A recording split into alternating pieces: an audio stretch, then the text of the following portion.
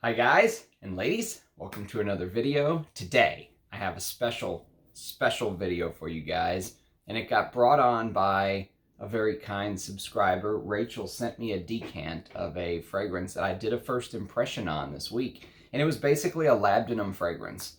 And I told you guys a little bit about the fact that Labdanum is one of the few actual ingredients that I've been lucky enough to smell years ago. You could buy it on Amazon. It would come in this little sealed pouch looking thing, and you would peel off the little paper and you could smell the sticky resinous Labdanum. And right there I fell in love with Labdanum. And I've kind of hunted down Labdanum fragrances. I love them. It's one of the few ingredients that I could wear just on its own. If you just had Labdanum, Cistus Labdanum, you could just put it on. And in fact, if you took that thing and whenever you took the actual resin in your hands, it would stick to your hands. It would get all under your fingernails. And I mean, I swear I could smell it for days. So that prompted me to want to do a video. This is not a top 10 Cistus Labdanum edition. And I'll tell you what, this is going to be a monster video. It may not compete as far as the views and likes with my top 100, but I bet you there's 100 fragrances here. Because I did decants as well. So this is going to be a monumental effort. It is a Sunday, so I have a little bit more time. Speaking of Sunday, happy Mother's Day to all the mothers out there. And to all of you who are not mothers, wish your mother a happy Mother's Day. So I'm going to be taking the wife on a trip next month. So she got her Mother's Day present. We booked the trip right after midnight, and it happened to fall on Mother's Day. So how about that? So with all that being said, let's start, because this is definitely going to be over an hour. So, but first I want to talk a little bit about Labdanum. It's a plant known as the cistus plant. And sometimes you'll hear it referred to as rock rose, but it has nothing to do with the rose family. And it's used in fragrances like Chypre fragrances and ambers. It's a very important part of creating the amber accord, if you will. And so what you smell actually comes from the sticky brown resin that is taken from a plant that grows mostly in the Mediterranean, North Africa, and the Middle East, and Spain. Spanish Labdanum is highly sought after. And in the old days, I told you this before, but they used to have a specialized brush that they would actually brush the beards of sheep and goats that would graze on this little shrub, this cistus shrub, if you will. Now, today, Labdanum is extracted using solvents, and you can even boil the branches. You can boil the branches themselves, but it's the resin from the branches of the rock roses that has that mild balsamic scent, and it even sometimes will come off as a little bit leathery, and I love the smell of Labdanum, and it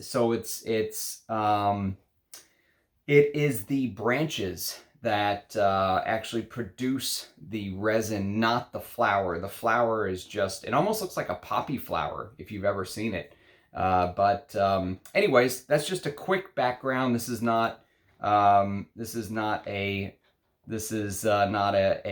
biology class. We're not going to get too deep into what exactly it is. I'm sure there's a lot of information out there that you could find, if you look into learning about horticulture and the different plant species, and that's beyond me. I'm just a perfume lover. So we're going to talk about the perfumes, which is what I'm here for. And as is custom, we are going to do scent of the day, and I'm going to do a fresh spray because I love this stuff. Absolutely, I am in love with this fragrance here. And I wish I had a backup bottle of this. This is backup bottle worthy. It was in my top 100. I haven't worn it much just because it's hard to find, and I only have a little bit, as you can see. This is Gucci's Envy for Men, and my version is the Scannon version, and I think it was last marketed by Scannon. I don't think there was anything past that, but this was put out, I think, when Tom Ford was creative director. Oh God, it has this ginger with rosewood and carnation. I love the carnation in here. And then you get this leather underneath with patchouli, vanilla, vetiver, sandalwood, jasmine, rose. But it just gives off this contrast between that fresh ginger with coriander, peppery coriander, and then that resinous, leathery, ambery, you know, vanilla underneath. But it's such a great designer. It's amazing this is what designers were 25 years ago. So Gucci NV for men, and one of the biggest caps you'll ever see. That would not be allowed today in the era of cost cutting. You know, that's way too much plastic, but I love the presentation. I love everything about this fragrance, and I wish I had more than just that. But sometimes you gotta do what you gotta do. Okay, let's get on to the list. This is gonna be a monster list. We're going to start with some decants. First of all, thank you again, Russian Adam, for sending me some of these Areej Doré decants. I have truly appreciated exploring them. If you've been following my channel, you know I've been doing first impressions on these, and he uses Labdanum to perfection in the base of some of his fragrances. One of them is called Oud Picante. This is a very spicy, resinous oud fragrance. Borneo Oud, very challenging. This is probably one of the more challenging fragrances to me, with labdanum and fossilized amber and costus in the base. It's very animalic, very, very challenging, especially the first hour. But this got released early in his journey, if you will. 2017, when the house first got founded, I think this came out. The next one that came out from Russian Adam that has one of the most beautiful labdanum notes, actually, because it mimics almost like lava flowing by you, is Russian Oud. And Russian Oud came out in 2018. Oh, God. A year later, Oud, Indian Oud with castoreum, real deer musk, birch tar, and then it's that Indian myrrh and labdanum, that myrrh, labdanum, frankincense combo that just feels like you're just watching a beautiful labdanum lava flow, just flow right by you. It's gorgeous. This is full bottle worthy for sure. Absolutely lovely stuff, Russian Oud. And then the new one that came out this year, and I think you can still buy this on Russian Adam's website. This is Civet de Nuit. Civet de Nuit was a collaboration with Sultan Pasha. And this, go watch my first impression of this. I rated this fairly highly, although I think you have to understand what you're smelling. If you expect this to be Furio, or if you expect the Civet to be YSL's Koros, you will be disappointed. This is like 50-year-old Civet, real Civet that's used here, with heliotrope and jasmine. And you know, if you like fragrances like Guerlain's L'air Bleu, that kind of old school French perfumery, check this out. This will really shock you that this could come from a indie house. So those are the three Areej Dorés. Now I want to talk about a Bortnikoff. And if you're a tobacco lover, this is beautiful Tobacco Absolute, which is a very complex material in and of itself, mixed with labdanum, tolu balsam, Peru balsam, Thai oud, sandalwood, Vietnamese oud, cinnamon, benzoin, fig. This is Tabac Doré. But it's that Tobacco Absolute, which is a complex fragrance material in and of itself. Dmitry Bortnikoff is the nose. And look how dark the juice is. Absolutely beautiful stuff right there. If you're a tobacco lover and a labdanum lover, check out Tabac Doré. Okay, next we are going to go to the actual I've got some laundry baskets filled with perfume down here because there is a lot. So we're going to go to the one of the actual Bortnikoffs I have full bottles of. And this is Oud Monarch. And Oud Monarch. If you are a gourmand fan, let me tell you, Oud Monarch is absolutely stunning because it takes that real oud that you're used to getting from Bortnikoff. If you like fragrances like he did one called Oud Maximus, which is my favorite real oud fragrance, and mixed it with this cacao, this chocolatey cacao with civet, vanilla, but beautifully executed. May rose, frangipani. He does frangipani and lotus flowers and stuff like that you just would never, expect. He does it beautifully. There's magnolia here. It's very unique, but a beautiful take on a very wearable too. It's not so crazy that it's going to, you're gonna have to wear it in your own home or anything. So that is Oud Monarch. Okay, next, another decant. And I have a full bottle of this on the way. I'll do an unboxing when it gets here. I know how much you guys love unboxings. This is Ted Lapidus Poron. Now, this is Ted Lapidus Poron, not Lapidus Poron. This is Ted Lapidus Poron, which came out basically a decade before Lapidus Poron. And Ted Lapidus Poron is an out-and-out late 70s fragrance, and I absolutely love it. I wouldn't have bought this if it wasn't for my good friend Jonathan, 1970. He's always in the comments. I really trust his nose. He sent me a decant, and I was going to do a early impression of this, because usually I do that when I have my decants before they're gone for you guys. But since a full bottle's coming, there's no rush. This is Castoreum and Labdanum in the base with huge slugs of oak moss, frankincense. I absolutely love this fragrance. This really hit me out of the blue. I was not expecting this at all. This really struck me. And it has a beautiful leather note, which I love. And it has a beautiful spruce note, which I mentioned spruce in, there is a fragrance from Les Indemodables called Oriental Velours, which has one of the most gorgeous myrrh spruce combinations I've ever smelled. This has spruce, patchouli, vetiver, clove.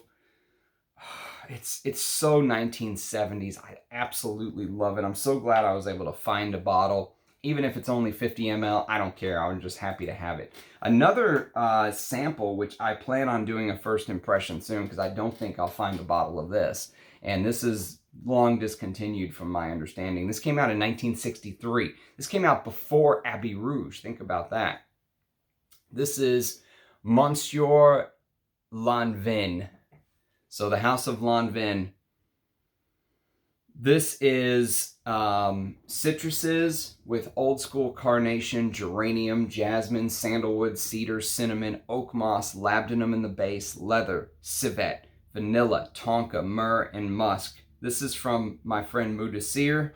Thank you, Moudessir. Very kind of you to send me a sample of something like this that otherwise I never would have been able to smell and experience. I will do a first impression, early impression on this one day soon. And then we're going to go to a small little decant that Rich Mitch sent me, and I actually did a first impression of this already on my channel. This is an insane fragrance. This is Rake and Ruin. Now, Rake and Ruin is from the House of Beaufort. My God.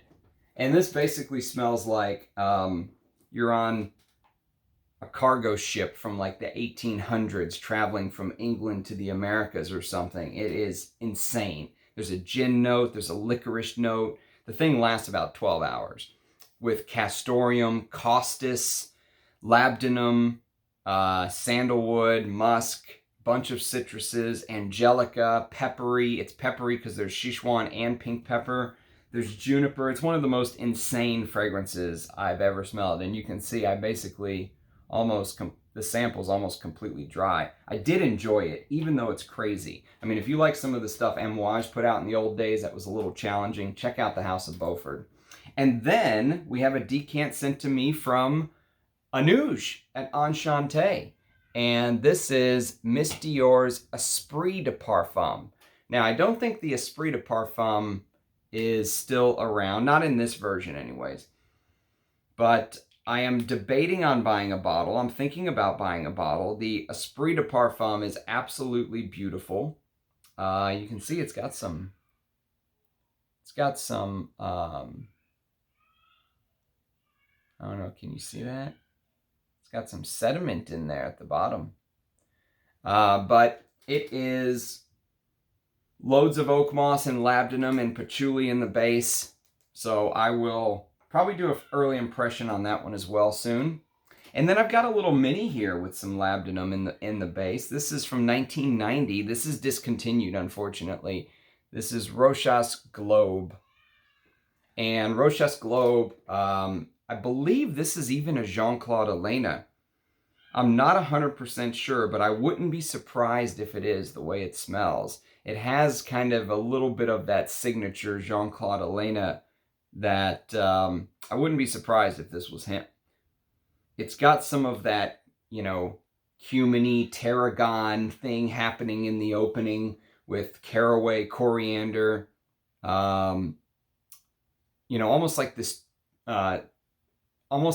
declaration with citruses, you know, turmeric, tarragon type thing happening in the opening with balsam fir. There's a lily of the valley note in here. It is Muguet month. I'll have to make a note of that for my Muguet video. And labdanum, leather, patchouli, sandalwood, vetiver, and cedar.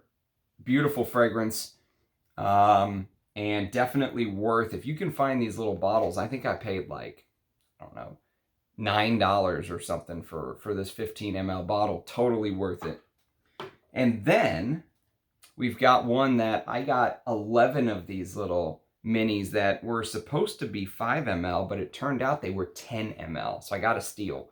This is Etienne Aigner Silver. And I love this fragrance. If you like fragrances like Balenciaga's Portos, you have to get your nose on silver. It's so classy, but with that labdanum, leather, castoreum, oak moss, frankincense undertone. There's a spruce note in here too. Speaking of spruce, a note underused in perfumery, in my opinion. And then we've got a new one, which I haven't had a chance to give it a full wear. No one talks about this. I've only heard Zhao from Scented Moments talk about this, and this is a decant that I got called MDCIs L'Elegant. And this is an interesting fragrance because the top is frankincense, saffron, cardamom, and black pepper. The heart is iris, honey, cinnamon, nutmeg, cumin, divana, sandalwood. The base is cistus labdanum with oud, cashmeran, tonka bean, and musk. It's a niche fragrance. It's probably overpriced for what it is, but I'll do a early impression on that one as well. But I've got 10 ml, so maybe I'll just make it a full review after I kill that sample one day, or decant. Okay, and then thanks to the kindness of DL Quelia, who's another subscriber that sent me some stuff, because you know I've got the best first 1,000 subscribers that a guy could ask for. He sent me a decant from Areej. Now Areej is a brand that's going to be very heavily represented in this list because Areej loves labdanum. And this is why I say I keep going back and forth with Areej. Do I love him? Do I hate him? Because sometimes it's a little bit of both, because his pricing is extreme, completely outrageous, and he knows that. I don't think he'll even argue that fact. But he created it, he basically made himself turn into this Veblen Good company. Almost like you want a Rolls Royce because it's 300 grand. You don't know why. You know, it gets you to point A and point B, but you want one because it's 300 grand. His company has turned into that. But on the other hand, he respects the classics. He loves the classics. And he uses heavy doses of labdanum and the oak moss with the, you know, restricted bits taken out, which is an expensive process. He does stuff like that. And so I appreciate it. And even on these citrusy, heavy fragrances, he uses labdanum underneath as like a base. And I really appreciate that as well. So Areej Poron is this spicy, citrusy scent that has a whole dose of citruses and florals. But So you got lemon, bergamot, lime, orange, bitter orange, Latessicoube, lavender, thyme, geranium, May rose, neroli, jasmine from grass, ylang ylang, violet. But then the base is iris, vanilla, galbanum, patchouli, oak moss, labdanum, musk. So you get the idea. And I've got enough to do an early impression on, so I will do an early impression on this one day. But if you wanted a scent for spring and summer with some legs, these citrusy Roja fragrances are very nice. They're overpriced, but they are nice. The other one that I actually did an early impression on, if you go back through my channel, you'll find it, is called L'Oscar pour Homme. And you can see I only have a little bit left. I wore this as my scent of the day one day. This is a Schiffer fragrance with grapefruit, carnation, mayflower, which is a very strange note, with cistus in the mid, galbanum, celery seed, oak moss, cedarwood, gaiac wood, sandalwood. Again, beautiful citrusy fragrance with some depth underneath. I really enjoyed that. Okay, next we're going to do a long-lost private blend from Tom Ford. This fragrance I talked about in the comments with Heinke, because she was mentioning that there was a fragrance that reminded her of Pavarotti that she smelled. And this happened to me because this reminded me of Pavarotti the first time I smelled it. And it's probably a mixture of the patchouli with the beeswax. Pavarotti has that honeyed patchouli feel to it. This is Tom Ford's Moss Breches. A unicorn. I saw a bottle on eBay for like $1,500 the other day. Absolutely scandalous. It is a great fragrance. There is this clary sage and rosemary and tarragon, so it starts very herbal. Clary sage can give off this sweaty-like vibe with oak moss, patchouli, labdanum, benzoin. I do love this fragrance. I would have loved to have a bottle, but I'm going to just work through my decant, and that'll basically be it for Moss Breches. And I'll do a, review for you guys, too, before it's gone. Okay, next, we're going to go to another little decant that I have here. And this is probably my favorite from the One line.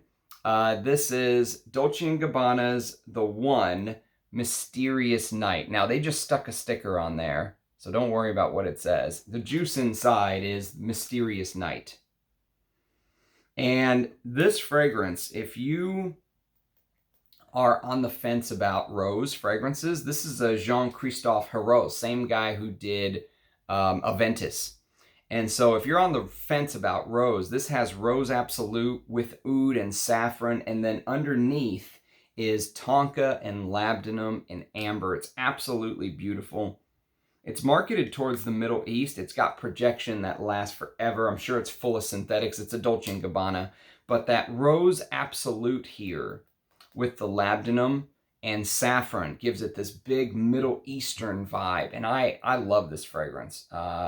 If you're a rose lover, you have to check out Dolce & Gabbana, The One Mysterious Night. Don't let the fact that it's a Dolce & Gabbana deter you, is what I would say.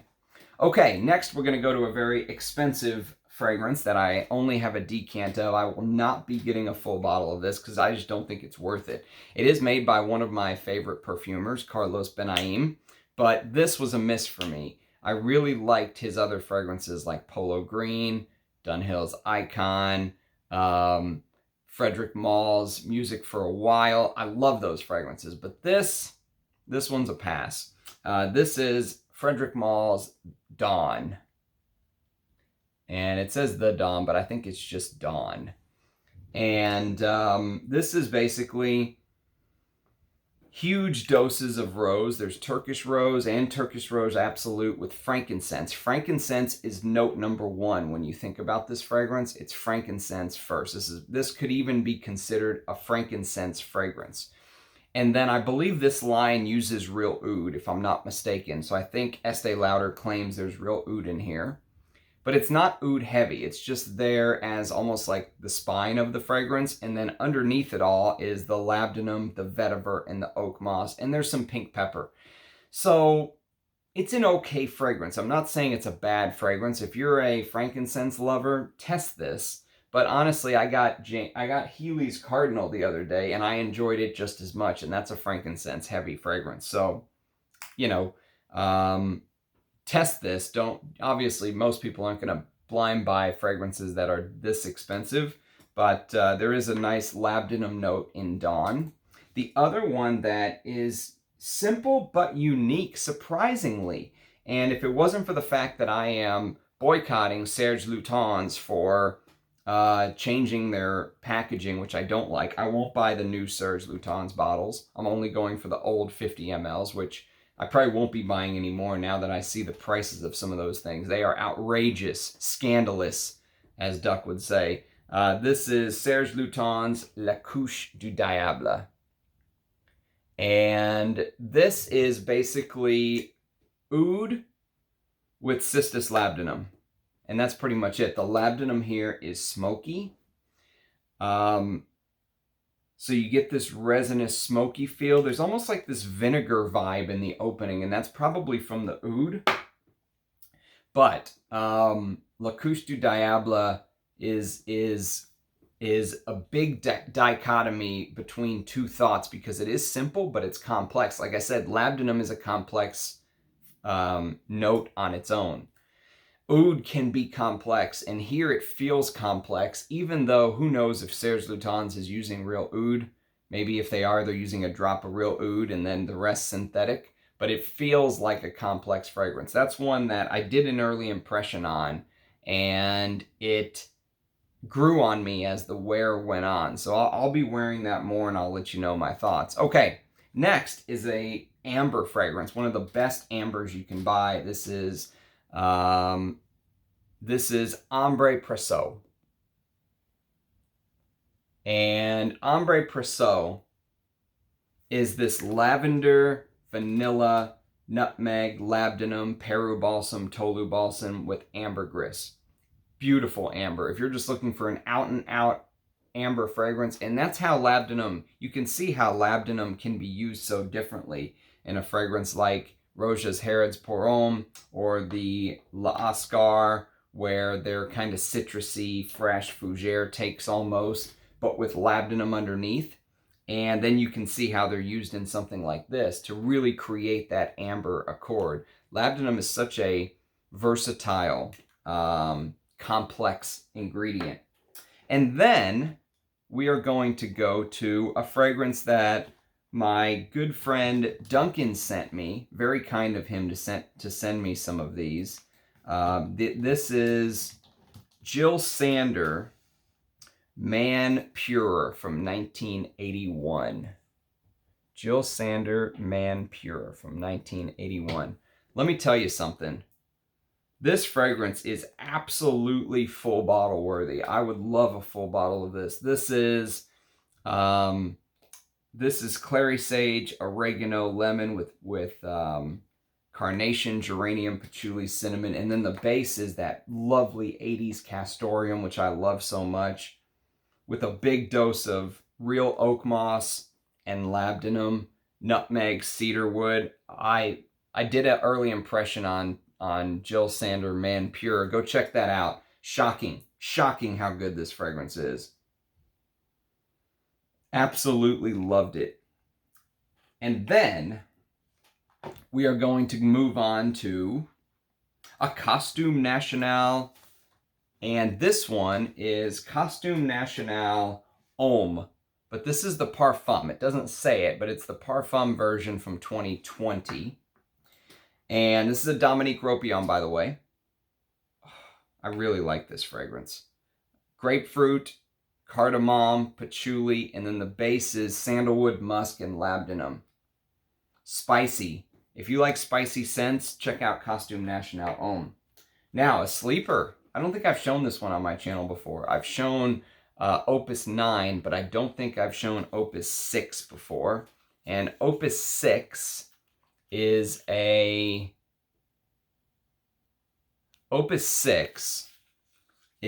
very interesting fragrance because I'll read you the little blurb.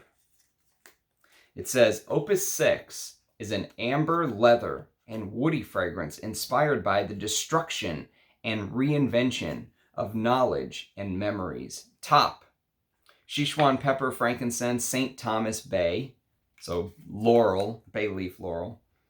Paraploca, I'm not sure what paraploca is, but I think it's some sort of silk vine, with cypriol, patchouli, and then the base of ambranum, which I guess ambranum, I don't know what ambranum is, but I'm guessing it's one of those synthetic molecules, with sandalwood, and then Cistus labdanum. And this is an Amouage through and through. I mean, this is, if you're not happy with the direction the house is going, you can go back to some of these old library collections. If you kind of skipped them like me, I really like this. Really like Opus 6 and Opus 9. Actually, the two that I have, 3 decants of each, I've really come to enjoy those too. Okay, now we're going to move on to the full bottles. That was 30 minutes of decants and just talking about Cistus labdanum. So now we're going to move on to the full bottles. And we're going to begin, we are going to begin with a Bois 1920. I'm going to reach down on some of these because I've got them down here. I didn't want to stick them all on my desk and have the desk just collapse while I'm doing the video. So we're going to begin with a Bois 1920. And actually 2 Bois 1920s. And the first one is going to be Real Patchouli. This fragrance I basically bought because of Carlos. Rich Mitch had mentioned that Carlos said this is his favorite patchouli fragrance. And I completely see why. This is an ambery patchouli. It's earthy, it's woody, it has eucalyptus and davana and cedar and celery. But the base is tobacco, vanilla, ambergris, benzoin, labdanum. And you can really almost feel that resinous, ambery undertone which comes from the benzoin and the labdanum and vanilla mixing. Such a great patchouli fragrance. One of the best. Underrated. This is underrated, underappreciated. Now, I will make a quick point that my bottle is the old Eau de Toilette. Look at the color of the juice.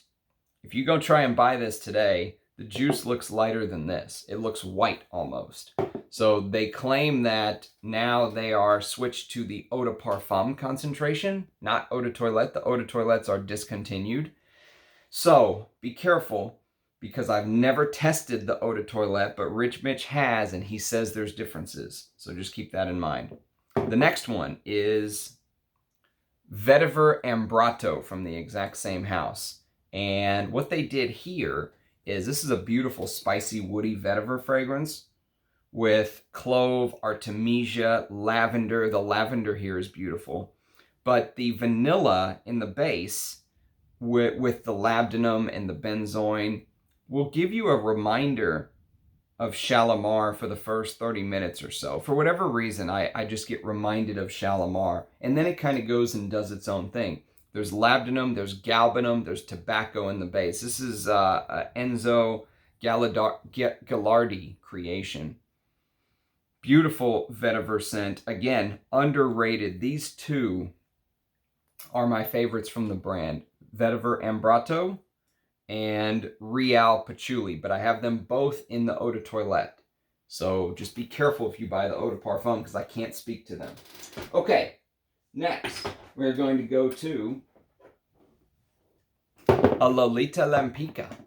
And the Lolita Lampica is an Anique Monardo creation called Eau Masculine. Now, Eau Masculine, I think, is discontinued. Oh, I love this perfume. If you love anise, by the way, this is beautiful because it has anise with rum and ivy. Ivy's a very rare note to be used. I just talked about almost like the silk vine in the Opus 6. There's also an ivy note in Beach Hut Man, which is very rare to see ivy. There's ivy here with vanilla, tonka, cedar, and cistus labdanum in the base. It's absolutely stunning. This could easily be a niche juice. Easily, this could be niche quality juice. And I hate that word, niche quality, but if they stuck this in a $300 bottle, people would be buying it right now easily. And Anique Minardo's creations that all sell for, this used to be 20 bucks or something, $30. Easily you could add a zero to it nowadays with the way the perfume game has evolved, and you would be beating out, you know, most niche fragrances. The next one is a Fougère, and it's a Jacques Cavalier creation, and it's the original Pasha de Cartier. This is the Eau de Toilette. The Parfum is a completely different fragrance, so be careful, because they made the Parfum more alcohol, almost like that alcohol note that's been very popular, you know, to use in modern flankers. Azzaro did the exact same thing with the Azzaro Pour Homme Intense. But this has labdanum in the base with patchouli, oak moss, sandalwood, but it's a classic fougère. Lavender in the top, and then, you know, you got the coumarin in the base with the labdanum. It's absolutely beautiful, though. If you just want like a professional fougère, this is a great fragrance. I even like the new modern Parfum. Okay, then one of my favorite ambers of all time, if not what I think is my favorite amber of all time. This is Ombre Supreme. Sorry, Ombre Sultan. Ombre Supreme is the Les Indemodables. This is Ombre Sultan. And you can see this is the version of the Serge Lutens bottles that I've been hunting. These are the ones that I will buy. I will not buy the new ones with the black label. That's a personal opinion for me. You do whatever you want with your money. But for me, I won't buy those. I'm done. I actually bought one and returned it. But this is Christopher Sheldrake's masterpiece, one of his masterpieces. This is Angelica Root with benzoin, labdanum, bay leaf, myrtle, oregano, patchouli, styrax, tolu balsam, and vanilla. It feels like you've opened up grandma's spice cupboard, right? And then you mixed it with one of the most perfect amber notes that you could build. If you tried to go build the perfect amber note, this is what you would come up with in my mind. It's absolutely stunning.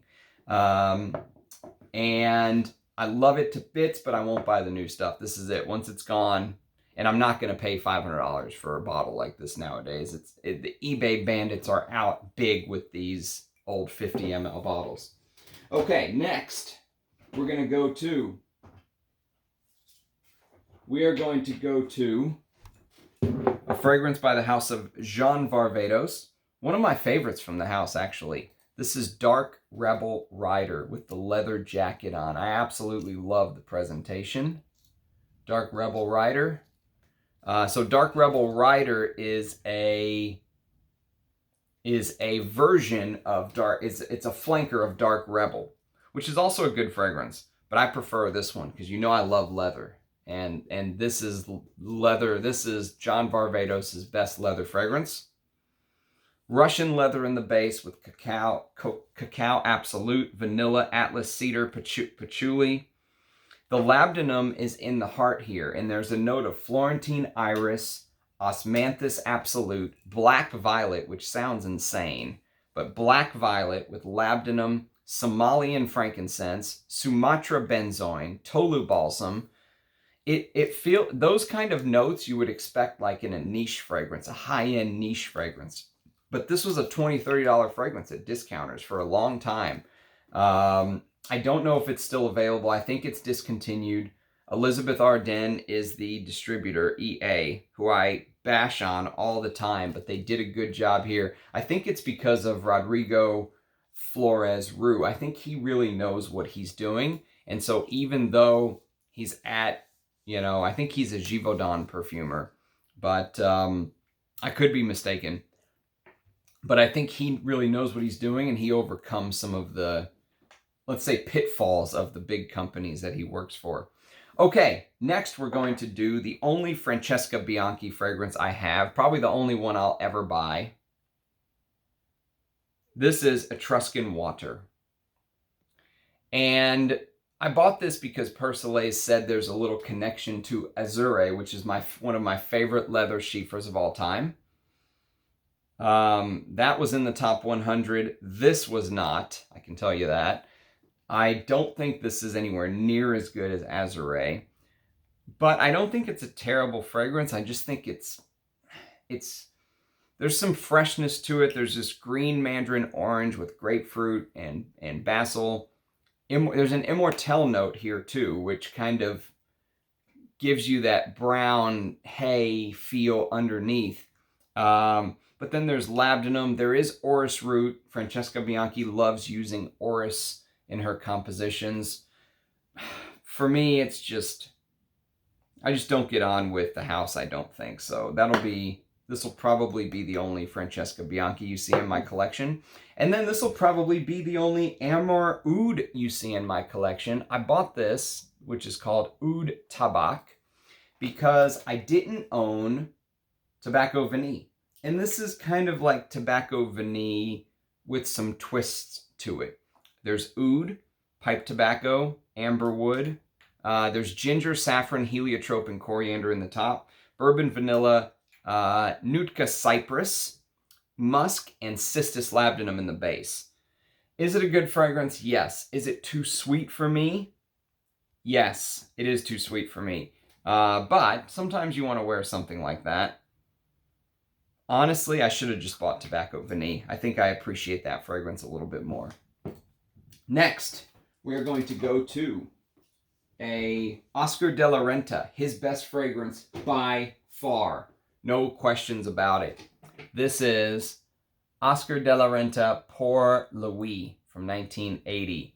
I absolutely love this fragrance. Mine is the Sanofi distributor.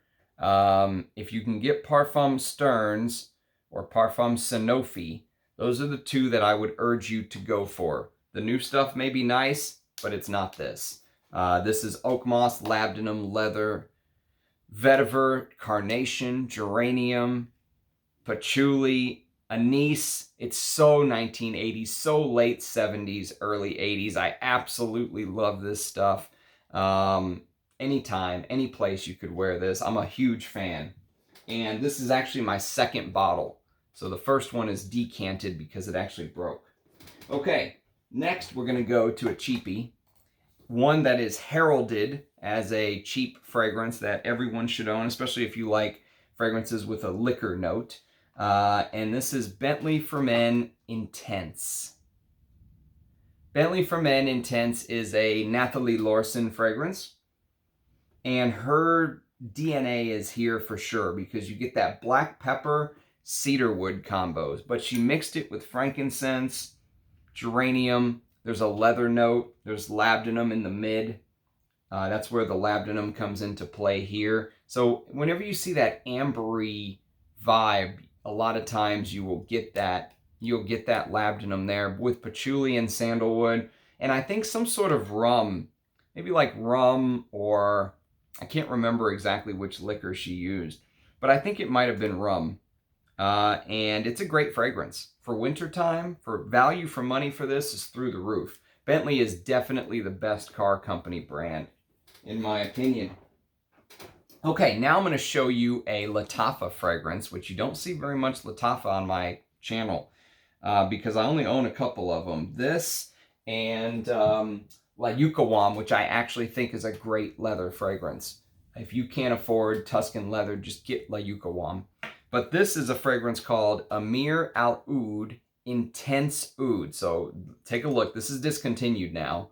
But if you like fragrances like Spice Bomb Extreme, which is coming up soon. If you like fragrances like By the Fireplace, for example, which I don't own.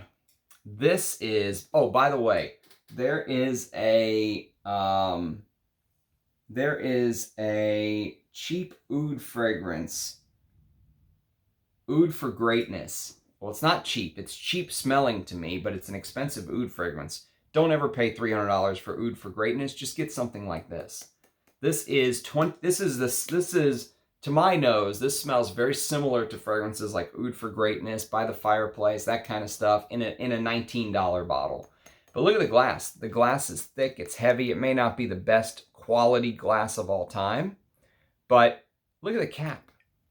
this cap is heavier than most niche caps. This is a heavy cap. So the quality on a fragrance like this, if you can get past that cheap Lattafa, it has this DNA. Lattafa has this DNA to it. But if you are seriously on a budget, I would urge you to try this if you can find it. I don't try many of these Middle Eastern fragrances, but sometimes I try one and I go, I gotta have it. This is one, La Yukawam is another. And this has Labdanum in the mid with oud, vanilla, and leather in the base, saffron and nutmeg in the top. Okay, now we're gonna go to a Givenchy fragrance. And this is one that came up the other day in one of my videos. This is Givenchy Parfum. Now, Givenchy Parfum is an Alberto Morillas fragrance from 20 years ago. And it's grapefruit, coriander, mandarin orange with lavender, vetiver, labdanum, cedar in the base. So if you're looking for like a work scent, something that's pleasant, easy to wear, woody, fresh, you know, a little bit spicy, but with some depth, the labdanum adds some depth to it. Givenchy Parfum could be something for you to check out. The bottle's insane. I think it looks like one of those Glad air fresheners that you plug into the wall and it spritz out at you. But at least they put time into putting together a bottle. You got to give that to them, you know, no matter what you think of the fragrance. And it's not the best, but I think this is an older bottle before Givenchy was acquired by LVMH, but don't quote me on that. I definitely know the packaging is a little different than the current packaging. Okay, so now we're down to the last three in this little box, and they're all from the same house. They are all from the house of Javoy. And it's interesting because just like the house of Roja I mentioned loves Labdanum, I realized that a lot of these Javoy fragrances have Labdanum in them. So the first one is Private Label. And Private Label is from 2011. It's a Cécile Zarokian. It's one of my it's one of the Cécile Zarokian fragrances that I really like and enjoy. Early in her career, she came out with this, just like she did Fate Woman early. Where is it? It's down here somewhere. Fate Woman early in her career. She did Private Label early in her career. She started out like a rock star, and then her new stuff has just kind of been blah. But, oh God, I need to wear this soon. Papyrus, patchouli, vetiver, leather with a base of labdanum, birch, cedar, and sandalwood. Absolutely stunning vetiver scent. Dark, earthy, woody, leathery vetiver. Maybe my favorite fragrance with the note of papyrus in it as well, but the labdanum in the base just really sets this off. And look at the bottles. I absolutely love these bottles. I think everything about this brand is premium. There's nothing cheap about Javoy, but you don't pay $500 to $1,000 like some brands. You pay $100 to $180, let's say. And it comes in this real nice box. If you bring your perfumes with you, you will appreciate that. It almost looks like it has this snakeskin-like vibe to it. Everything about the house just screams quality to me. I love Private Label. Huge fan, but it's a big fragrance. This is a 1-2 spray max fragrance. You'll choke everyone else out in the room. If you go heavy with this, you'll choke everyone else out in the room. Okay, the next one is going to be Les Jeux Sans Fate. And Les Jeux Sans Fate is maybe my favorite from the brand. I absolutely love this fragrance, although competing with Private Label and Incident Diplomatique and Psychedelic and, L'Enfant Terrible, all that stuff is a tough competition for me to pick. But Les Jeux Sans Fate would be very close to the top of the list because it has this. It was created by a perfumer who I don't know anything about, Dorothy. I think her name is Piot. I don't know how to pronounce her name. Piot. Dorothy Piot. And she's a Robertet perfumer, I believe. But this has this English gin with angelica flowers. You know I love angelica. candied fruits. There's this fruit. There's this candied fruit with dried fruits accord. But then you get into tobacco, you get into cumin, you get into rum, and then the base is sandalwood, Cistus labdanum, vanilla, patchouli. It's, you know, it does smell like you are at a gentleman's club, smoking a fine cigar, eating a fine meal. It has that vibe to it, that celebratory vibe. I don't think this is a fragrance that you would wear in a serious setting. This is something you would wear going out because it has that rum, that tobacco. You know, this is, we're going to go out on the town and have a good time to me, and you want to smell different, you want to smell unique, you want to smell prestigious, you want to smell, you know, all those things. This is one that will turn heads. But even though it's dark and resinous, and I said it has the labdanum and all that stuff, it has this very, almost like it wears like a second skin, if you will. So you could put this on, and even though it has all these heavy scents, the reason that this is one of my favorite Givenchy fragrances is it happens to wear almost not light, because it's not a light fragrance. It's a heavy fragrance with heavy notes, but it seems to wear light on your skin. It doesn't wear heavy and weigh you down, and I really appreciate that. So Les Jus Sans Fates, I believe it's also still available for purchase, and probably their most famous fragrance is Psychedelique. And most people don't realize it, but Psychedelique is a couple things. Number one, it is patchouli, but it's patchouli with labdanum. And I mentioned earlier, patchouli with labdanum in Real Patchouli from Bois 1920. These two share a lot in common to me. If you like one, you'll probably like the other. Psychedelique has this beautiful rose geranium combo too. There's this, but it's such a mega patchouli. It does have some sweetness to it. Sorry, I'm throwing stuff. It does have some sweetness to it, okay? But you know me, I don't like sweet fragrances for the most part, but the vanilla and the musk in the base do add this sweet element, but I can stand it because the patchouli is so well done. So that is Psychedelique. This is basically a amber patchouli, in my opinion. Earthy, spicy, that kind of stuff. The labdanum gives off that resinous, you know, amberiness, which I absolutely love. Okay, we are going to go to the next basket. So pardon me. We're going to switch baskets here. So the next basket has one of my favorite leather fragrances of all time. I probably should have just bought a full bottle, but when you have a collection like mine, you don't always need a full bottle. So I got this instead, and I love that the house does this. Me and Time to Musk Up Rudy, we basically bought the same two 15 ml bottles together off of the website because they were having a promotion. He's a master at finding promotions, by the way. This is 1740 by the house of Histoire de Parfum. 1740 is an uncompromising leather fragrance. This is almost like a sadistic leather fragrance, like the man. This is 1740 Marc de Sade, I think. He was an interesting character. Go read. He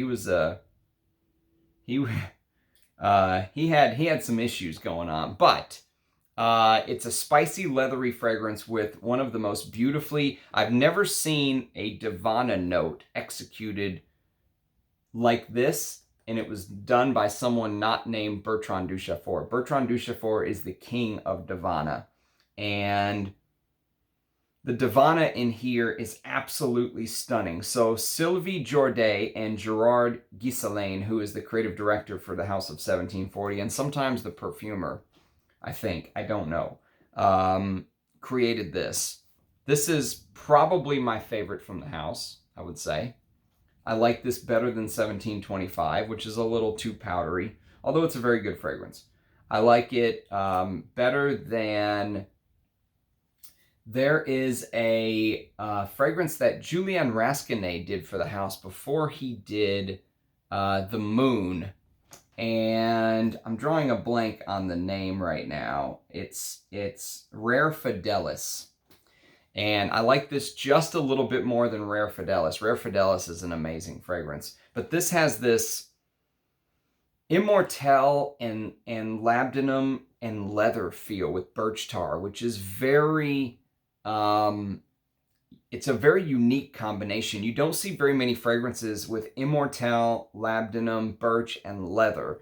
And then that Divana note with the spicy cardamom, patchouli. It's just, for someone like me who likes complex fragrances, who likes leather fragrances, that kind of stuff, check out 1740 if you've never got your nose on it. Trust me. And these little 15 ml bottles are glorious. These are absolutely perfect for collectors because you don't always need 100 ml of juice. You don't even always need 50 ml of juice. 1740. Next, we are going to go to a Bortnikoff again. And this Bortnikoff is one of his earlier ones from 2018. And this is called Mysterious Oud. You can see the new Bortnikoff cap on this one. Oud Monarch had the old one, the wood one. So this is his new Bortnikoff cap. Very Roja-like, isn't it? The whole presentation is very Roja-like. But I do love his fragrances. This is, imagine if you took like an Oriental, like JHL, which is coming up later, or if you took a fragrance like Opium, and let an indie perfumer like Dmitry Bortnikoff turn it into a oud fragrance, an oriental, spicy, animalic oud fragrance. And that's what you get here. And the reason I say oriental fragrance is because this has a lot of Apopanax, which is sweet myrrh. It has Vietnamese oud. It has labdanum, vanilla in the base. But it also has some dirtiness. It has some castoreum. And you know I have a big love of dirty castoreum type fragrances. And it's here. I wish it was even more. I wish it was even more dirty. Some people say this is too much. Too much dirtiness. Too much resins. There is a lotus flower here again. Remember I said he does wonders with these little floral touches on the edges. For a self-taught perfumer, it's amazing. There's cinnamon, clove. The clove, I think, is probably what's reminding me of YSL's Opium. But if you're an Oriental fan, check out Mysterious Oud. There's the note breakdown if you want to pause and read it. Okay, so we're done with Bortnikoffs. Now we're going to go to Clive Christian. And there's a Clive Christian called C for Men, which I've talked about many a times before. C for Men comes in the ostrich box, which everyone loves. Ostrich box, me lord. And C for Men has Elemi. We talked about it with the mate tea and the tea. But the base has leather, tobacco, oud, vanilla. So the mid is where the Cistus labdanum comes in on this one. And it's with the saffron, raspberry, rose, cardamom, citrus. So the Cistus labdanum in the mid, if you like Tuscan leather, you have to check this out. It's a little less sweet, I've come to determine. A little less sweet than Tuscan leather. And so C for Men, one to definitely put on your sniff list. I hear it's discontinued, but I don't know for sure. Okay, next.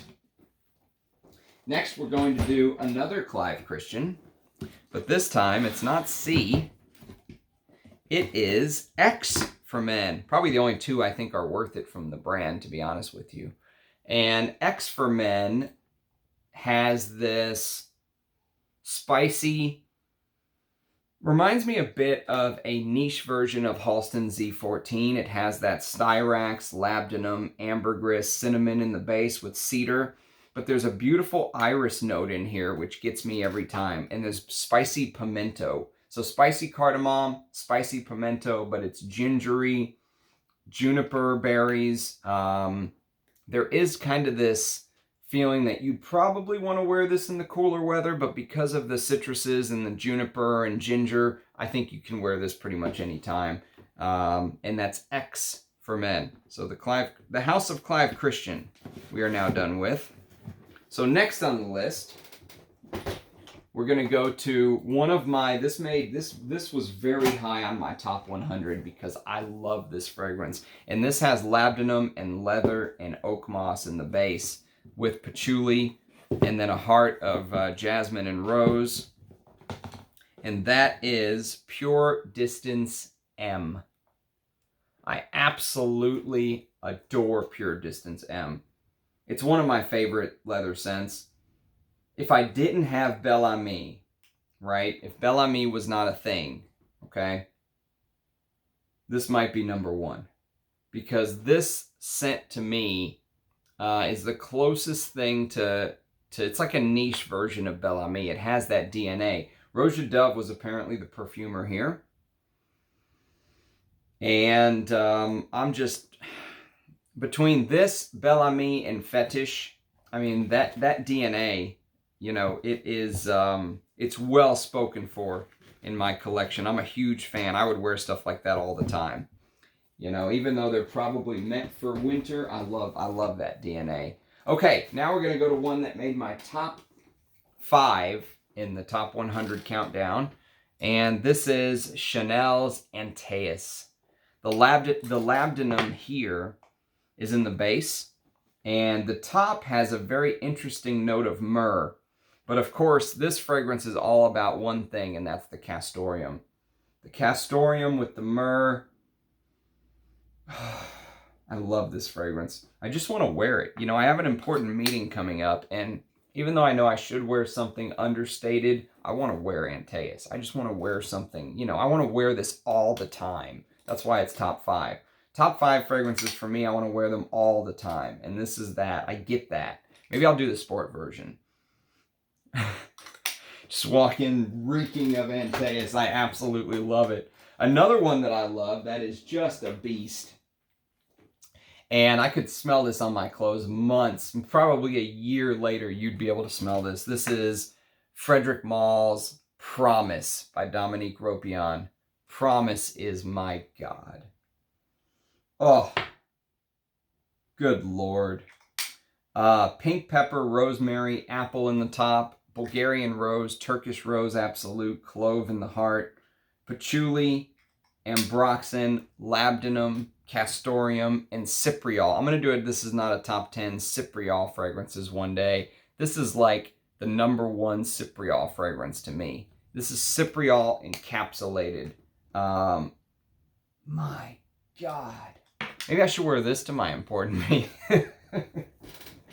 All right, next we have a Papillon. It's not my favorite Papillon, but it's good enough that I have a full bottle. Leathery, smoky, supposed to represent like 2,000 years ago or 3,000 years ago in Egypt, you know, that kind of thing.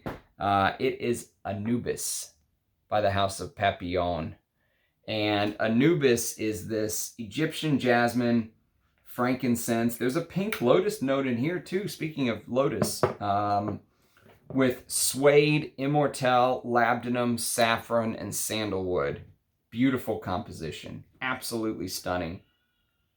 Salome is my favorite, but Anubis is fantastic stuff. And then we've got a decant by the House of Dior. This is Mitza.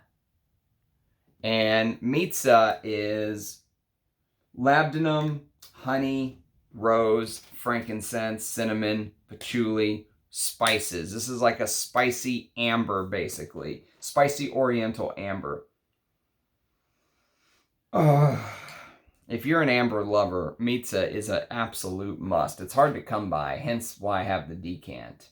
But fantastic fragrance. I love fragrances with honey in them and labdanum, and it's done very well there. Now, 2011 M7. No, I always talk about the original version. This is the one that has the labdanum in it, though, and I do think this is a good scent.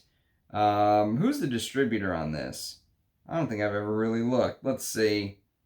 2011 M7 Luxury Products LLC. I don't know who that is. Maybe it's L'Oreal. Who knows? Maybe it's right before L'Oreal. Who knows? But this is YSL's M7 Oud Absolute. This is the one with the Labdanum. The original does not have Labdanum, and it does not have patchouli. So this adds patchouli, it adds Labdanum, and it adds this mineral notes. So there's this mineralic quality about this that's not there in the original. You lose out on that cola vibe opening, but I still think this is a great fragrance. Still think this is a great fragrance for a modern perfume.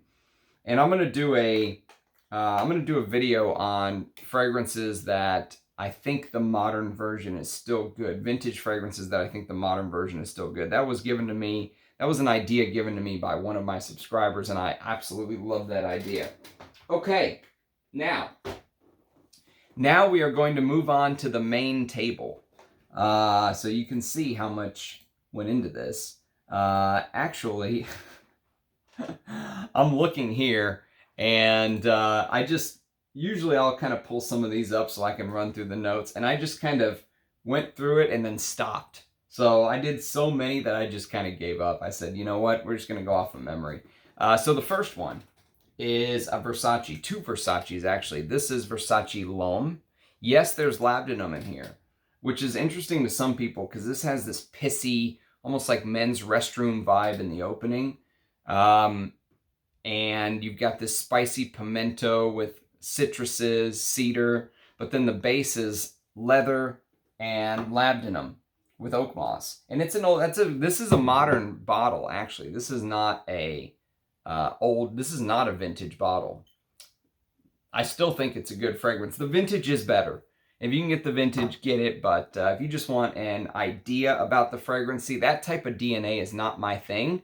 So I decided to go the cheap route instead of paying the big money. And I went for the modern there on purpose. Okay, now we're going to do a discontinued fragrance. This is Versace Man. And Versace Man is Labdanum and tobacco in the base with angelica, neroli, black pepper, cardamom, and saffron. Great designer fragrance from 20 years ago. That's what a designer used to be. It's sad that they don't make stuff like that anymore. Next, Thierry Mugler's Amen Pure Havane. Yes, there is Labdanum in Pure Havane. It's a tobacco fragrance. It's a honeyed tobacco with cacao, patchouli, ambergris, Labdanum, and styrax. If you can get the older ones that say Thierry Mugler before they switched it to just Mugler. Come on, baby. Give me a focus. Well, anyways, it says Thierry Mugler right here. So if you can get the ones that say Thierry Mugler, I would urge you to do that. L'Oreal has been wreaking havoc with the House of Mugler. Next, we're going to go to a Serge Lutens, and this is Musk's Kublai Khan, one of the toughest fragrances for me to get on with, honestly. This stuff is... It's animalic. It's an animalic spicy musk fragrance with ambrette, beeswax, castoreum, labdanum, civet, vanilla, rose, ambergris. The musk, this is, I don't know if there's real musk or not in here. Probably not, since it's a Serge Lutens and not a, Areej Doré or something. But maybe there is real musk. I don't know. But it feels real. It's one of the most realistic feeling animalic musk, and it lasts forever. I have a hard time with that one. Okay, next. Crazy Crizia. This is the Eau de Toilette. The Eau de Parfum is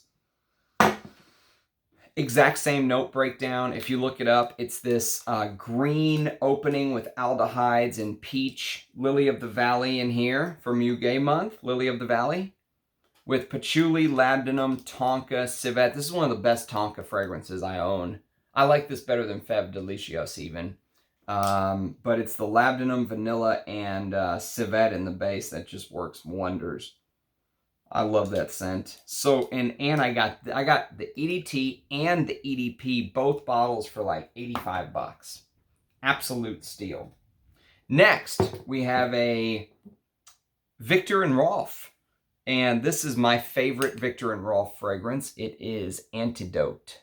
The antidote to boring fragrances. 2006. This is a Pierre Wargny fragrance, who he is like an idol for me. He created Boss Number One, I believe. And but this is such a complex fragrance. Going into notes is useless, but you know how I said Rochas does the thing with the citruses at the top, Labdanum underneath? This is something very similar to me, but it's complex. There's citruses with mint, lavender. It's so complex. There's iris. There is leather in the base, guaiac wood, oak moss, patchouli, vanilla. It's unbelievable. The Labdanum adds this, you know, this staying power to your skin. You put that on, and even though it doesn't shout, it lasts about 5, 6, 7 hours. So it's not a beast. It doesn't last forever, but it's such an elegant fragrance. If you wanted something understated but elegant, check out Antidote.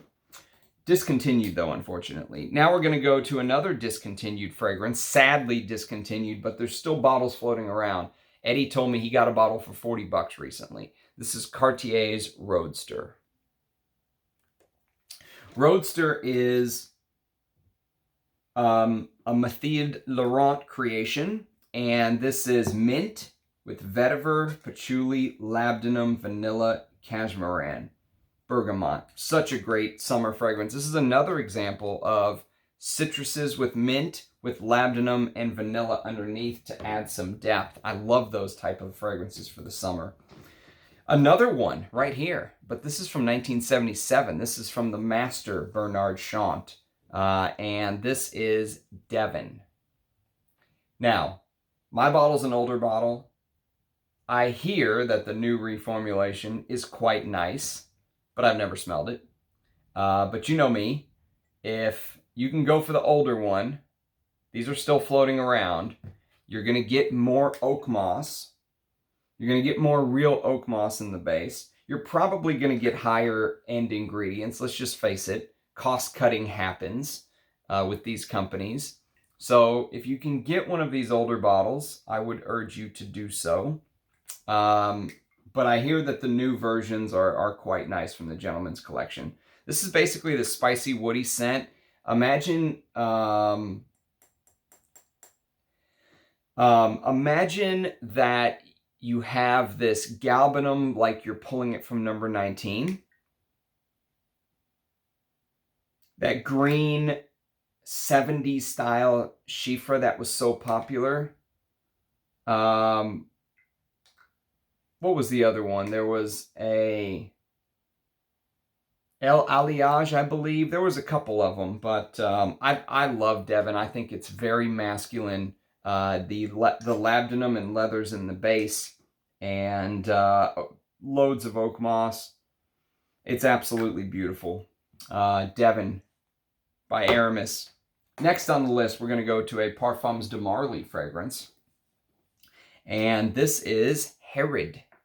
Now, Herod I struggle with because it's so sweet, but it does have this nice tobacco. If I could just isolate that tobacco in osmanthus and cistus labdanum in the mid. I love the mid. The mid of this fragrance is my favorite. It has everything I love: osmanthus, tobacco, frankincense, cistus labdanum. It's that pepper wood is what they call it. Pepper wood is like one of those synthetic top notes with cinnamon. And then the base is vanilla, cedarwood, vetiver, patchouli, cypriol, musk. So there's cypriol here, but it doesn't smell anywhere near like the cypriol in Journeyman or in Promise, which I just said I love. So here it's a little cheaper smelling for whatever reason. Probably because it's a Parfum de Marly. But I do like the fragrance, believe it or not. It's a like, it's not a love, but the cistus labdanum in the heart got it included in the video. Okay, next we're going to do one of my favorite. This made my top 100. This is Yatagan by Caron. There's Labdanum.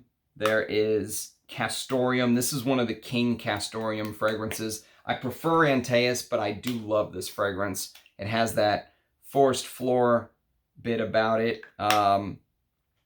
But if you're a fan of 1970s masculines, Yatagan has to be on that list.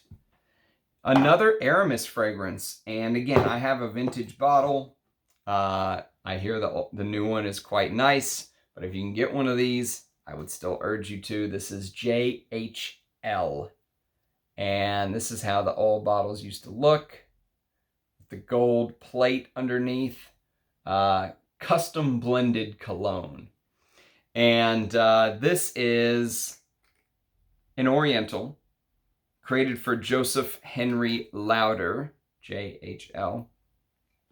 There's this orange note that runs through this fragrance with cinnamon, clove, labdanum, patchouli, sandalwood, vanilla. If you know fragrances like YSL's Opium, you will get heavily reminded of Opium. Joseph Henry Lauder loved wearing those kind of fragrances. Cinnabar, for example, is one of his favorites. Opium and Cinnabar, so they created that just for him. Bernard Chant and Josephine Catapano teamed up on that one. And then we're going to go to a Halston.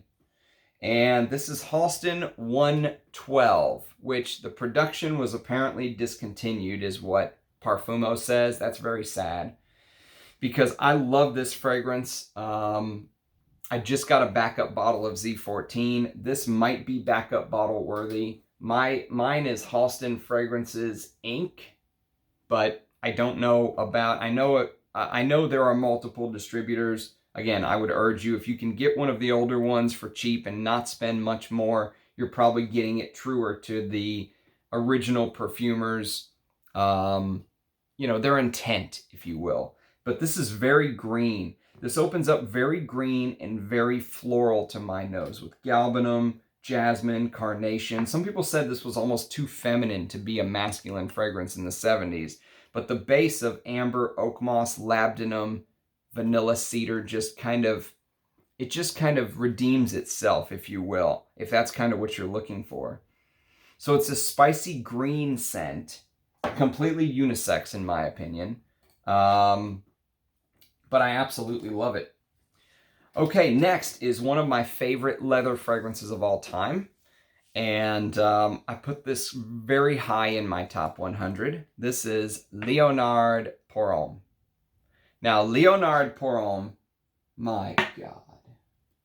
I absolutely love this fragrance. I have 3 bottles. I'd love to get one of those big 100 ml brown ones. You know, I only have these little 25 ml bottles, and you can see it's easy to go through a 25 ml bottle. But it's Artemisia and Iris. There's even a real carrot note in here. Not carrot seed, but carrot. With castoreum, labdanum, frankincense, leather, moss. Oh, God. I'm a huge fan of this perfume. This just speaks to me for some reason. Okay, next. We're going to do, I'm trying to speed things up because we're already at 1 hour and 20 minutes. I'm going to do Montana Parfum D'Homme, which is 1989. The production was apparently discontinued, which is a travesty because this is Montana's best perfume. And this is the original, yeah, this is the original made in France bottle. This came from Amouage. Actually, this came from one of my subscribers, but he got it from Amouage at Enchanté. It's compared to Havana from Aramis, but there's some differences here. There's no tobacco note, but there is this beautiful leather undertone.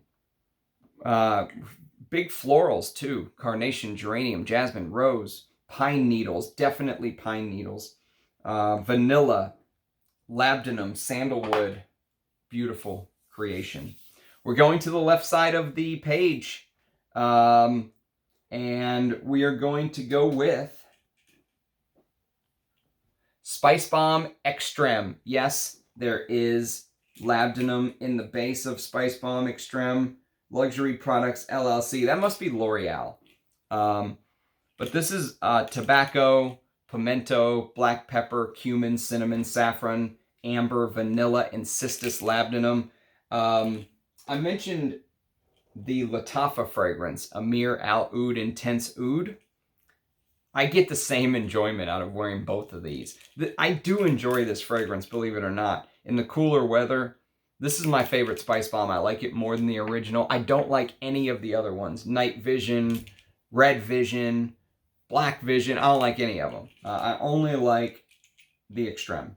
And I know there's no Red Vision, but whatever. I don't even care enough to know the names. Okay, next we're going to move on to the glorious house of Amouage, which you guys know I absolutely love Amouage fragrances. I wore Portrayal Man yesterday and loved every single second. That Gucci Envy just hit me, and it's so beautiful. This is a Bertrand Duchefort masterpiece. This is Jubilation 25. And you know, I dropped this bottle and almost had a heart attack. Look, it's wounded. It's a wounded warrior. Oh. And this is a masterpiece. This is Divana. Again, Bertrand Duchefort is the master of a Divana note. He's also the master of an incense note. Honey, frankincense, blackberry, labdanum at the top, which is very unusual. Usually it's a base ingredient. Labdanum at the top with clove, gaiac wood, bay laurel, cinnamon, celery seeds, rose, and orchid in the mid. Ambergris, immortelle, moss, musk, myrrh, opopanax, oud, patchouli, and atlas cedar in the base. My God, what a fragrance. This is the made in Oman version. But this is the magnetic cap version. And I absolutely love it. I have no problems with this one at all. But I haven't smelled the new one that has the Jubilation 25 written here. So I'll say that again, you know, on a couple different fragrances. These are the ones that I can vouch for, even if it's the magnetic cap.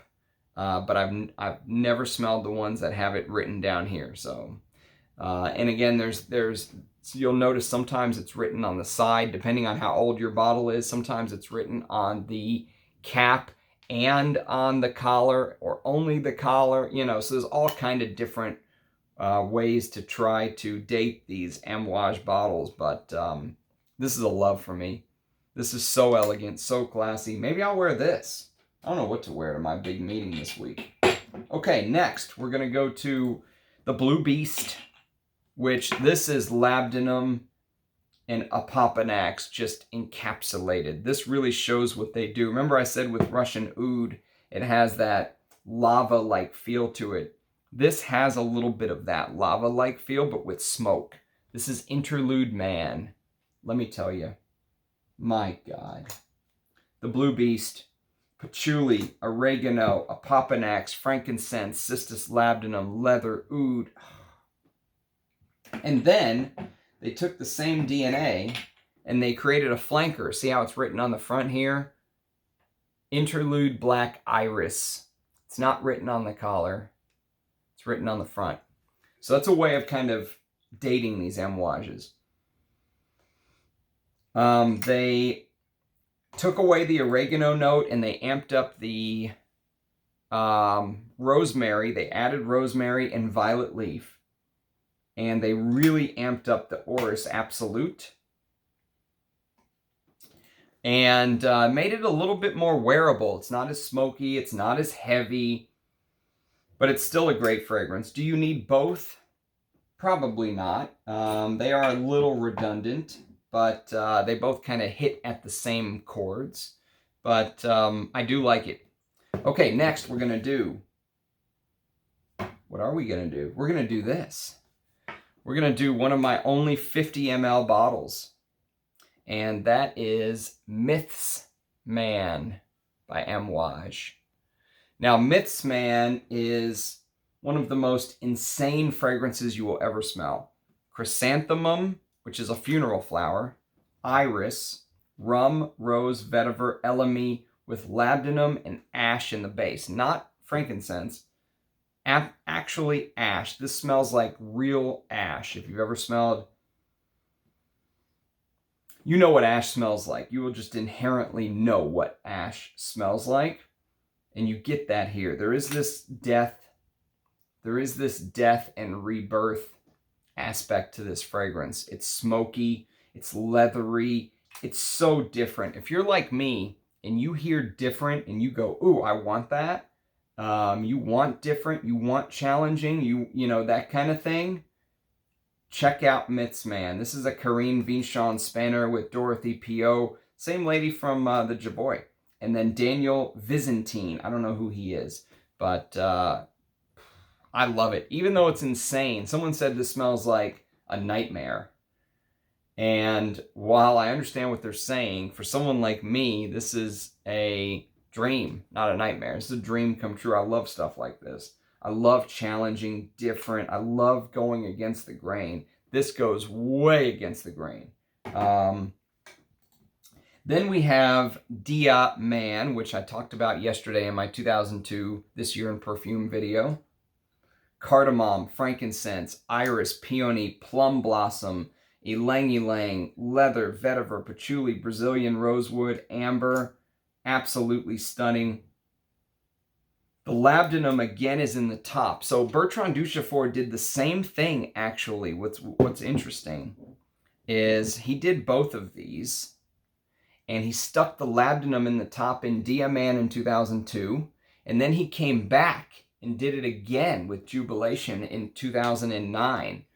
Interesting. Those little details are very interesting to me. But I absolutely love Dia Man. It is elegance personified. The best peony fragrance I've ever smelled. That twist that he gives to his fragrances, stunning. And then I've got a woman's fragrance. We've got actually Fate Woman and Fate Man. Fate Woman is, think about if Amouage did Opium by YSL, which I keep coming back to it because that's a very important fragrance. There's cinnamon, there's a chili note here, which is very odd. Okay, this is the only Amouage I have that's not a magnetic cap. It's just a click cap. And there is frankincense, of course. Labdanum comes in the mid here. The base is castoreum, vanilla, frankincense again, benzoin, oak moss, and leather. This is a oriental fragrance through and through. But don't let the name Fate Woman scare you. This is a absolute masterpiece, masterful, whatever you want to call it. I know masterpiece is overused. This is a masterful execution. It's unique. It's different.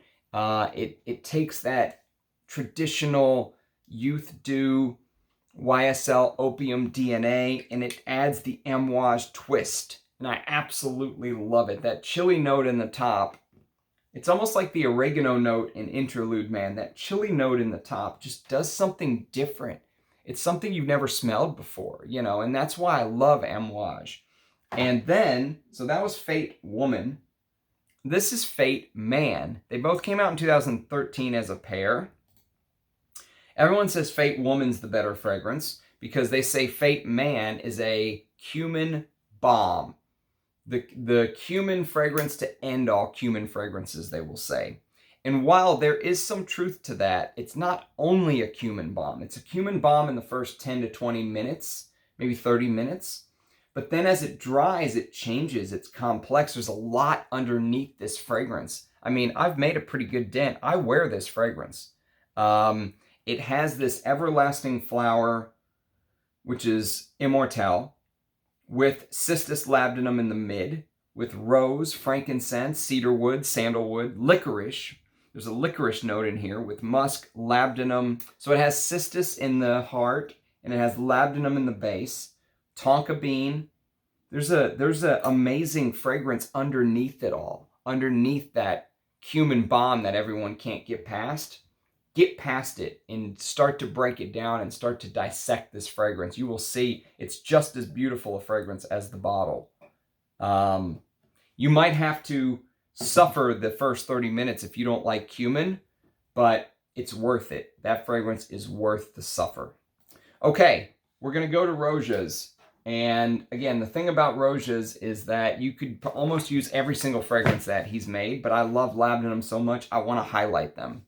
So the first one is Parfums de la Nuit #1. Now, this is not full bottle worthy to me. This came out in 2015. This is one of these $1,500 a bottle Rochas, okay? And while it is a nice fragrance because I love Labdanum, and again, I'm torn because if I built a fragrance, if I was the creative director, I would build them the way Rochas builds his fragrances. This is bergamot in the top, cistus in the heart, with saffron, cypriol, patchouli, gaiac wood, clove, tolu balsam, benzoin, vanilla, tonka, styrax, labdanum, and civet.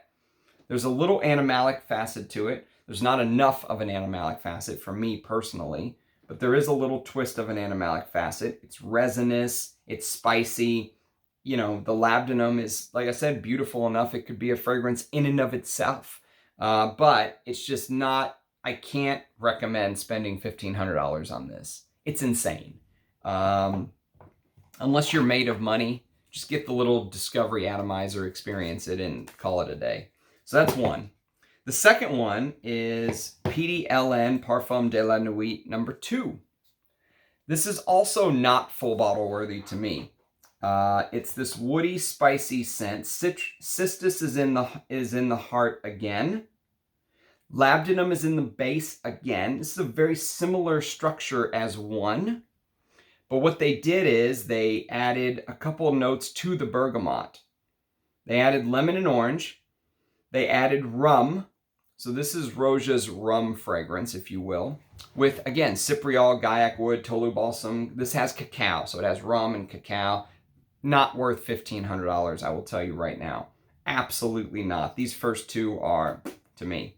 Now, if you said, Ramsey, with where you are currently at in your collection, you can pick one Rochas full bottle, which would you get? It would be Parfums de la Nuit #3. Now, Parfums de la Nuit #3 has, again, it has that respect from me and it has that eye of hatred from me because it is most definitely, without a doubt, hands down, Rochas' take on Eau de Hermes. Parfums de la Nuit #3 has that cumin Eau de Hermes. It's his take on Eau de Hermes, in my opinion. Period. End of story.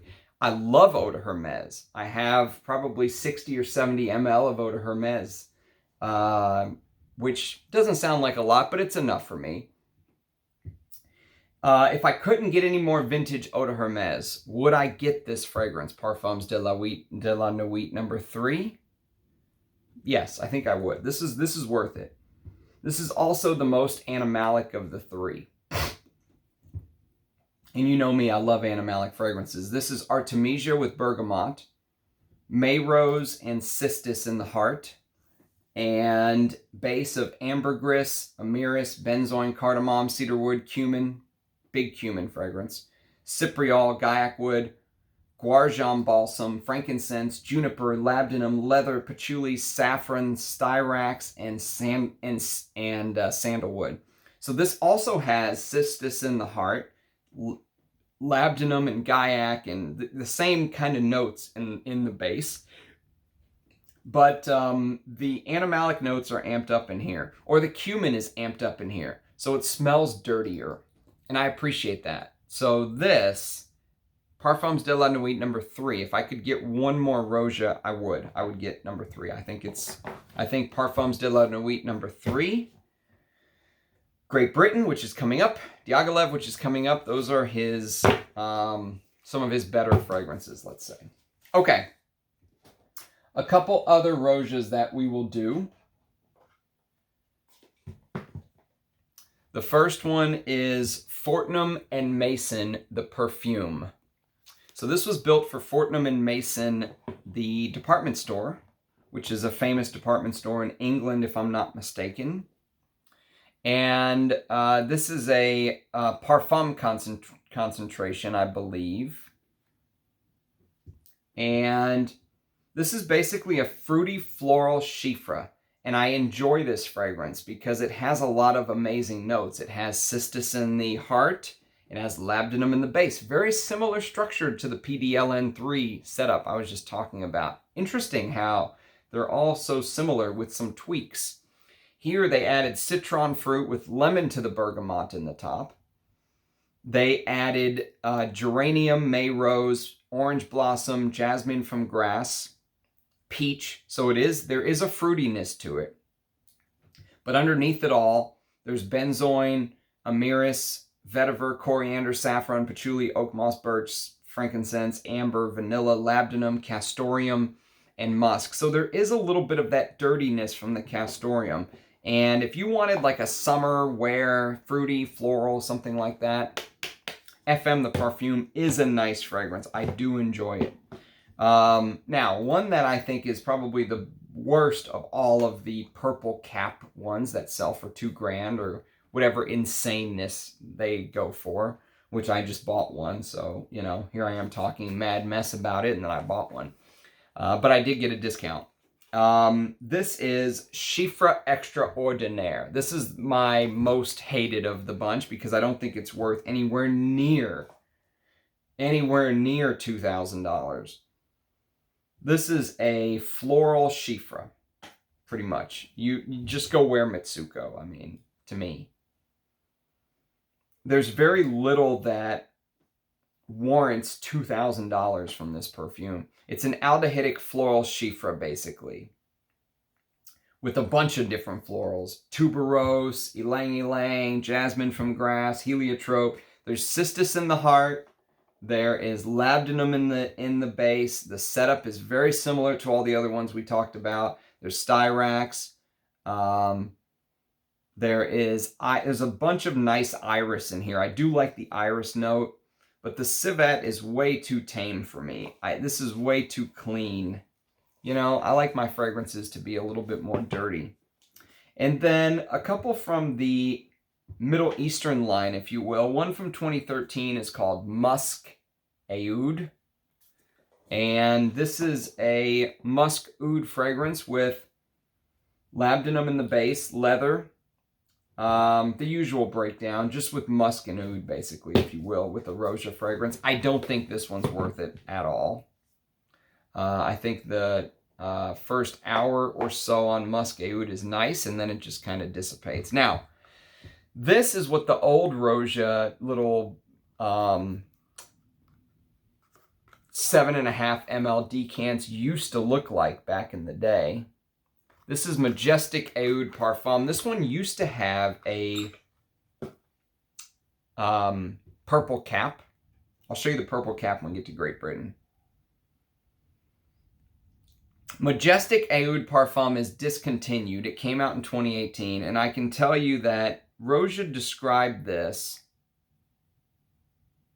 as walking into a Middle Eastern palace. The things that you smell, the animalic oud, heavy oud in your face kind of thing. I don't get that. I guess maybe because I have Bortnikoffs, I have Areej Doré fragrances that I've tested now, and you know, when you smell something like this that's supposed to be like walking into a palace, it doesn't compete with it can't compete with the Bortnikoffs and the Areej Doré, so they discontinued it. Smartly, they discontinued it, I think. There is cypriol and labdanum in the base. There is oud. Who knows if it's real or not? I don't know. If it is, who knows how much they use. It just smells like a Rochas up oud fragrance to me. Nothing special. Absolutely nothing special. It's not worth the price that it was going for, I don't think. And then we're going to do some Andy Towers before we finish out the list. He is a master of using labdanum. My favorite Andy Tower of all time is this one. It's called Lone Star Memories. I absolutely love Lone Star Memories. This is this geranium with Cistus labdanum, leather, tonka, myrrh, carrot seeds, jasmine, sandalwood, tonka, and vetiver. And it smells like a cowboy, you know, with leather gun belts and holsters and boots, creates a fire, you know, puts coffee on, burns it, and then takes a bath with geranium soap and gets all clean. It starts dirty and smoky. The Cistus labdanum here is to die for. I love the way Andy Tower uses labdanum. It's one of that's one of his best, you know, that resinous labdanum myrrh thing. It's one of his best. And then we've got Le du Desert Moroccan, which is everyone's favorite. I'm still trying to hunt down Accord du Desert, the extrait version of this, basically. Yeah, this is, you know, if you are keeping note, and I'm going to show you the ones at the end that I think are real labdanum heavy fragrances. This should have been in the labdanum heavy fragrance pile. Le du Desert Moroccan smells like real labdanum. Cistus labdanum with some cumin, petitgrain, coriander, cedarwood, vetiver, and ambergris. It smells like, you know how I was saying Ombre Sultan has that, you're in your grandmother's spice kitchen and then you get the amber. This has you're in the Moroccan desert and you get the spices from the Moroccan, you know, the bazaar, if you will, wafts your way, and then you get the labdanum, and it is a beautiful creation. I need to get my hands on Accord du Desert. And then we're gonna do some full bottle Rochas, which have labdanum, and we only have about 3 or 4 more to go, and we're done. The first one is going to be Rochas Fetiche. Now, this is very close to M, Pure Distance M, but with amped up smokiness. So the smoke, almost like you're next to a fire that just got put out, and it's billowing smoke kind of thing, is here for sure. I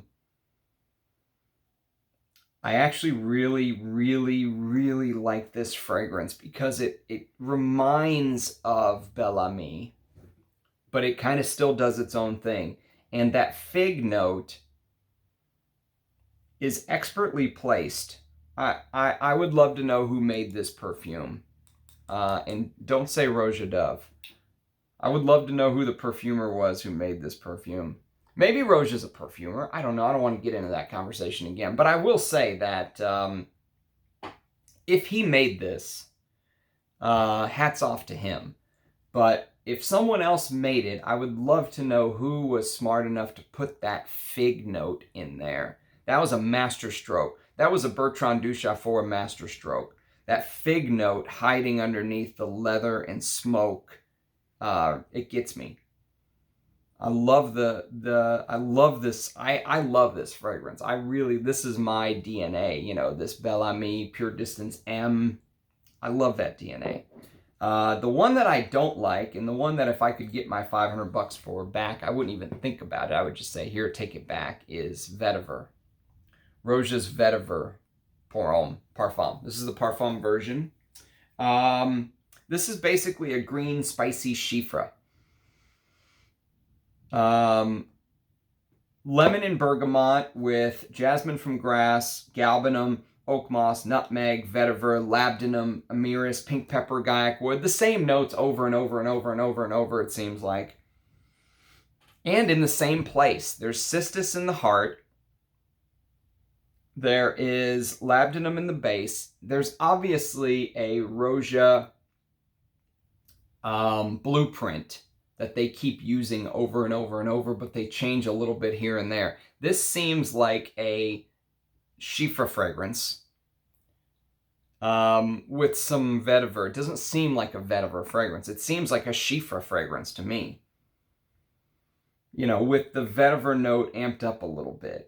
You know, and I think they, you know, almost like they trick you a little bit into thinking there's more vetiver here than there really is. It's a Chypre. It's a green, spicy Chypre. Now, the one that I do love, and the one that I would love a backup bottle of, if we're now talking about backup bottles, is Diaghilev. Diaghilev is a masterpiece to me, and I would love to know who made Diaghilev. Diaghilev is, my God. Oh. This was top 10 for me. Could have been higher. Oh.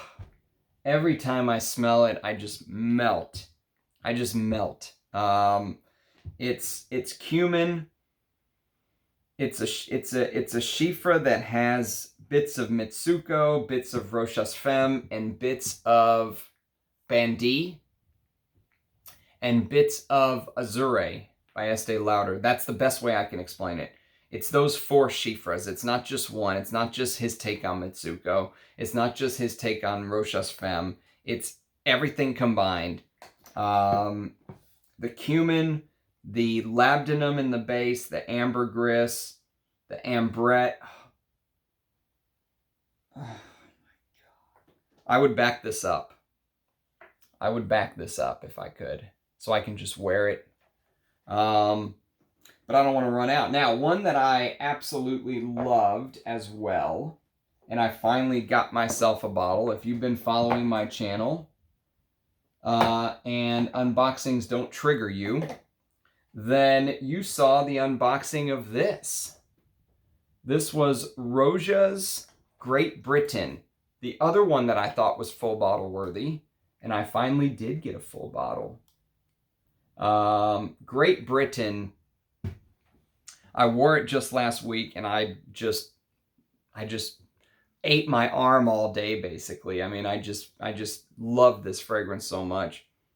My God. The iris in this is some of the best iris I've ever smelled in my life. The iris, the violet. There's a little hidden violet note in here.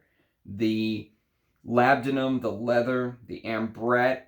This is the purple cap I was telling you about. His special ones have purple caps. But either way, Great Britain is it's the only Russian leather fragrance that to me could compete with Chanel's Cuir de Russie. There, I said it. That's it. That's all I have to say about Great Britain. Now, we're going to get to the last 4, which are labdanum heavy fragrances. And the first one is a discontinued Tom Ford, and it's called Sahara Noir. Now, there's all this writing on here because the guy who sent it to me is crazy. It says, Golden Tears, working name equals this formula even predates its chosen name, Sahara Noir. I don't know if that's true or not, but I do know that I absolutely love this fragrance. This is a labdanum heavy fragrance with incense and beeswax. And so there's cistus in the top. There's labdanum in the base. There's papyrus in the mid. And there's beautiful incense. Beautiful green frankincense to me. I just adore this. I would love a full bottle. But they're getting expensive, you know. And then the one that prompted this insane 2-hour marathon is from Rachel. She sent me a decant of a Christophe Laudamiel fragrance, which is called Everlasting. Everlasting is a labdanum fragrance with French Narcissus Absolute mixed in with musk and moss. But it's a labdanum-focused fragrance, and I love their samples. Look how big that sample is. You can really wear it and know it and understand it before you pull the trigger. Now, the last two are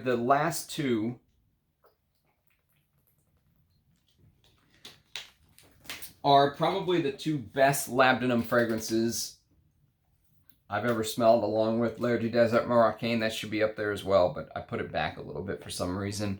The first one is Rochas Haute Luxe. Now, Haute Luxe has a problem to me. The problem is that this is supposedly Rochas' signature scent. And basically, it's four things. It's giant labdanum, like you're just smelling the labdanum resin. That's what you get, basically. With a huge slug of oak moss, gigantic slug of oak moss, and iris,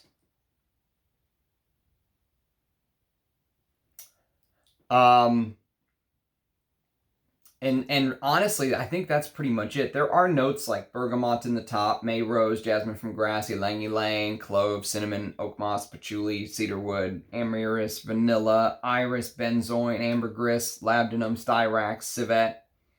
I just get labdanum.